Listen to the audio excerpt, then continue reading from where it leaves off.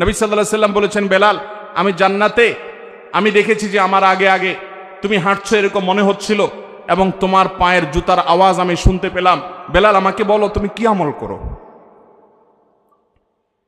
বেলাল রাদিয়াল্লাহু আনহু বললেন, হে আল্লাহর রাসূল, আমার তো এরকম বিশেষ কোনো আমল নাই, আপনি যা বাতান সেগুলাই তো। আমি খুব গুরুত্বের সাথে, বিশেষ গুরুত্বের সাথে স্পেশাল কোনো আমল করি সেরকম আহামরি এরকম কোনো বিশেষ আমল তো নাই, তবে একটা আমল আমার আছে, সেটা হলো, হে আল্লাহর রাসূল, দিন এবং রাত যখনই আমি অজু করি, অজু করার পর আমি 2 রাকাত নামাজ পড়ি, তাহিয়াতুল ওযু পড়ি, এটা আমি কখনো ছাড়ি না।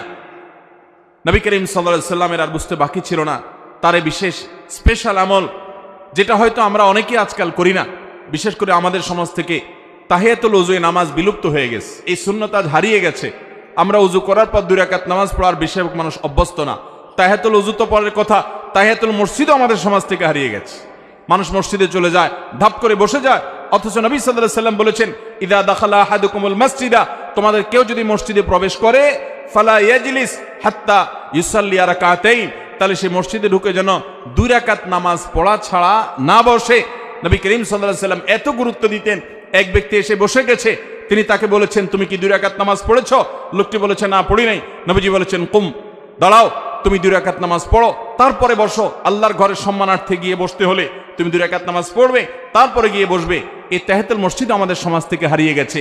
আর তাহিয়াতুল ওযু, এটা তো আমরা অনেকে জানিও না, যে যতবার আপনি ওযু করবেন, ওযু করার পর কোনো কথাবার্তা অন্যান্য কাজকাম করার আগে, ওযু করার পর দ্রুততার সাথে আপনি কিবলামুখী হয়ে 2 রাকাত নামাজ পড়ে ফেলবেন। এটা ওযুর সম্মানে, এটাকে তাহিয়াতুল ওযু বলা হয়।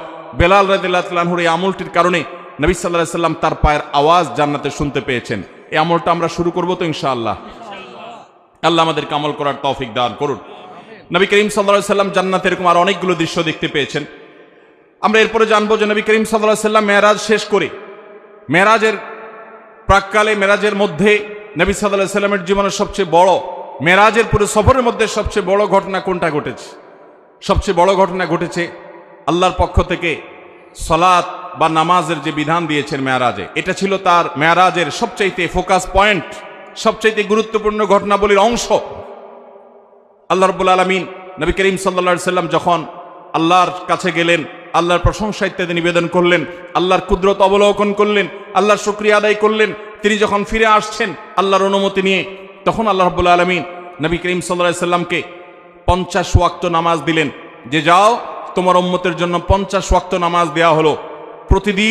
প্রতিদিন রাত দিন 24 ঘন্টার ভিতরে 50 বার তারা নামাজ পড়বে, এটা ফরজ করে দেওয়া হলো। তুমি